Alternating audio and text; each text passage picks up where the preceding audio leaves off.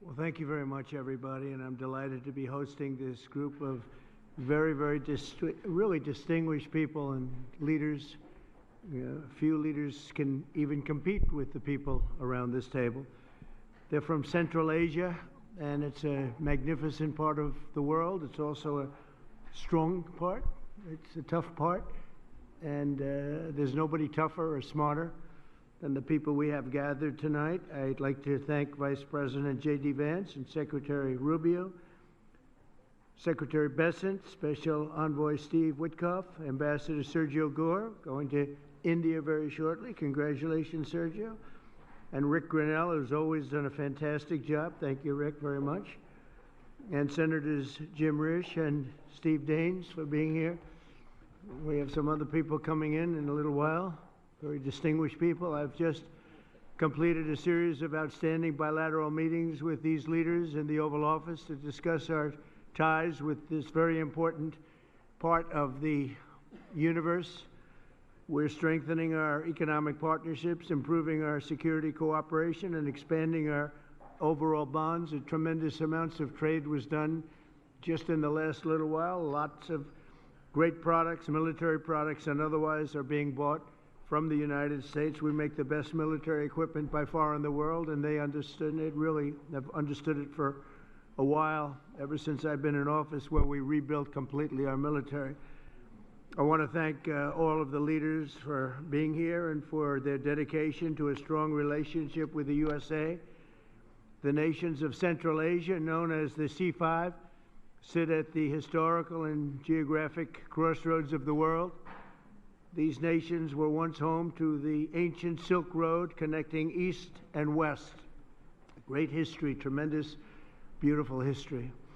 Today, their location in the heart of Eurasia gives them incredible importance and unbelievable potential. Sadly, previous American presidents neglected this region completely. It's an unbelievable region, and by the way, it happens to be an extremely wealthy region, too. But we are fixing that mistake, and I'm committed to making America's partnership with each of these countries stronger than ever before. And I've had a relationship long before this. We've had a great relationship with some of the leaders sitting at the table, and I understand the importance of this region. One of the most important regions. A lot of people don't know that or didn't know that. One of the key items on our agenda is critical minerals. In recent weeks, my administration has strengthened American economic security by forging agreements with allies and friends across the world to broaden our critical mineral supply chains. We had a great relationship and a great meeting with President Xi of China. And we went also, as you know, our new and fantastic Prime Minister of Japan. If you take a look, what we've done is pretty amazing. We were with the President of South Korea. We went to Malaysia and lots of other places, and had a lot of meetings while in South Korea, and I think it was a tremendous period of time. We took in at least $2 trillion pouring into our country. There's never been anything like it. We have almost $18 trillion of investment, and by the time we finish out our first year, we probably will have about 20 or 21 trillion, with a T, trillion dollars of investment, and there's never been anything like that in the history of the world, not just the United States. This is really the world we're talking about, nor has anything been close. It's a great honor. I've had a very talented team next to me, but it's a great honor to have that kind of economic power. This was helped greatly by tariffs. It was helped greatly by November 5th, which was the election, presidential election. But our countries and the countries that we're dealing with, they're promoting security, stability, and everything else that you can imagine for the entire world. 3 months ago, my administration also brokered a historic peace agreement between nearby Armenia and Azerbaijan, one of the 8 wars that we ended in 8 months. At that time, 8 months, we're looking to end one more, if that's possible, Russia and Ukraine. We haven't gotten there yet, but I think we've made a lot of progress. As I said at the time, that historic accord includes the construction of the new Trump route. It's such a beautiful thing. They named it after me. I really appreciate it. It's actually a big deal. But it's the new Trump route for international peace. This is a road that's being carved and goes through some of the most important places anywhere in the world, some of the most important places economically also anywhere in the world, which will boost commercial activity on the other side of the Caspian Sea, helping nations throughout Central Asia. I'm optimistic that each of the countries here today will reap the benefits of peace if they embrace the opportunity that we've unleashed with the agreement.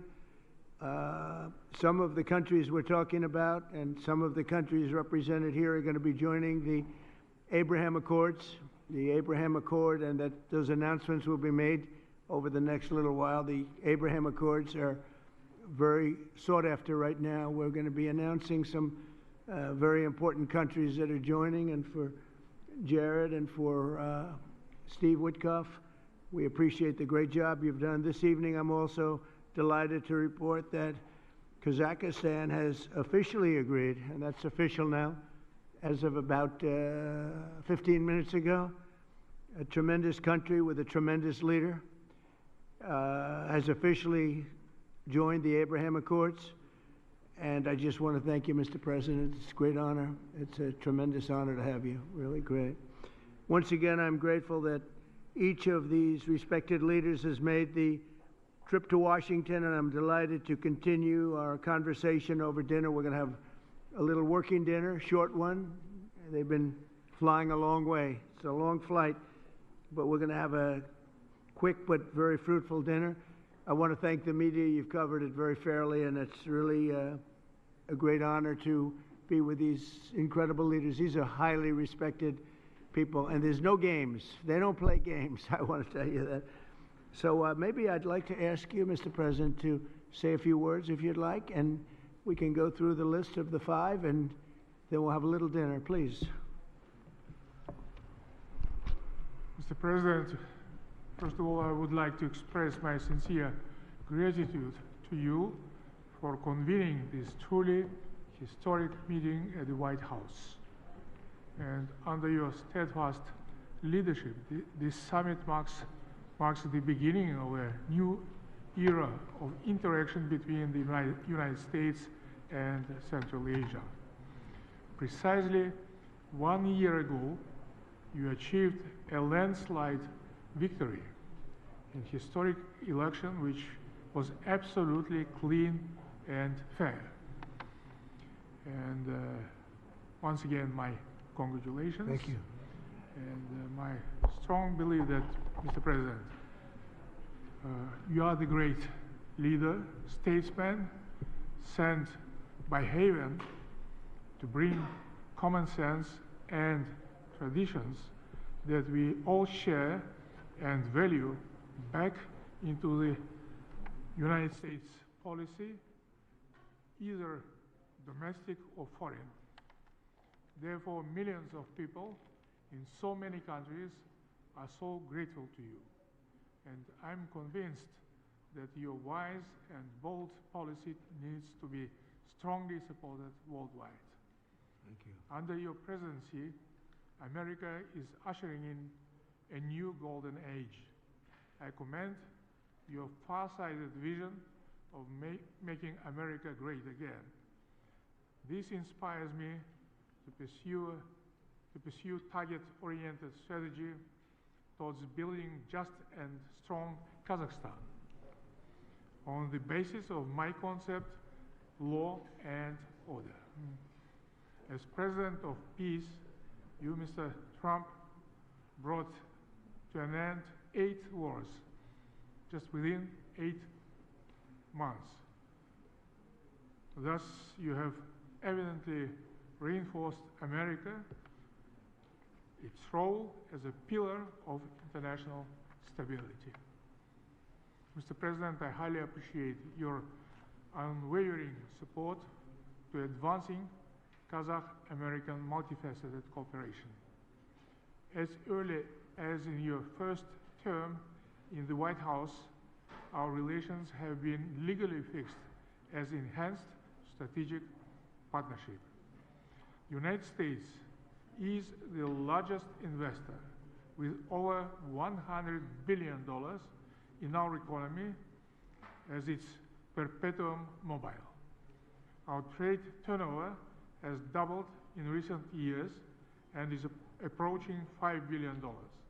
We cover almost 25% of America's domestic uranium demand.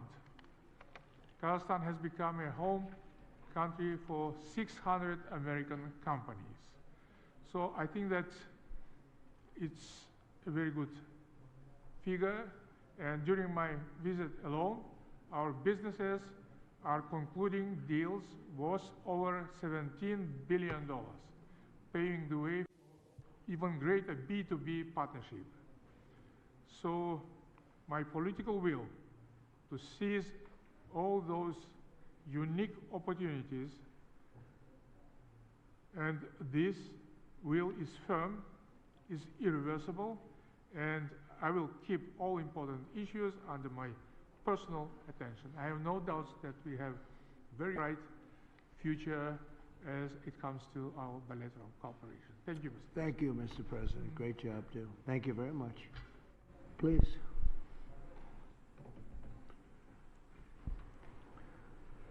Уважаемый господин Трамп, Trump, we highly value your personal contribution to reboot process of C5+1. Before that, none of the presidents of United States of America never treated Central Asia as you do.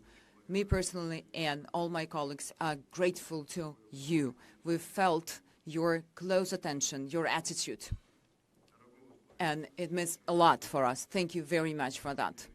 In reality, indeed, I'd like to repeat myself. I've told you that already. In Uzbekistan, we call you the president of the world. You've done a lot.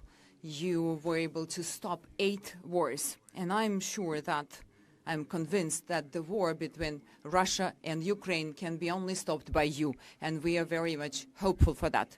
Today's summit shows that the United States of America foresees Central Asia as key partner.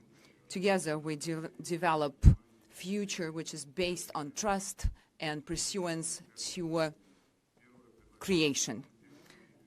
I have a number of proposals. We would like to establish a permanent secretariat and place it based on rotations in different countries of Central Asia. Number 2, to establish a coordination council on investments and trade, and to provide for the systemic dialogue between public authorities and companies. We think that the idea to establish a Central Asian investment partnership would be a good idea. So we were able to agree on that in 2020. We are ready to continuously work with the U.S. on establishing communicational and energy projects, transportation to link Central Asia and Europe, applying and using Trump route. 3-year plan has been established, as I told you already, to implement our investment program for $34 billion. Those are large projects, and we've discussed it with you already, both in New York and today I've mentioned it to you. So we have strong perspective. Once again, I would like to express my deepest gratitude for all that has been already done. And we will take back a lot of results from this summit. It is a landmarking summit, and your attitude towards all of us means your great support to us to strengthen Central Asia and to strengthen the partnership between Central Asia and the U.S. C5+1 have to become efficient mechanism of our practical partnership, and I propose to host our next summit in 2026 in Samarkand to establish this further.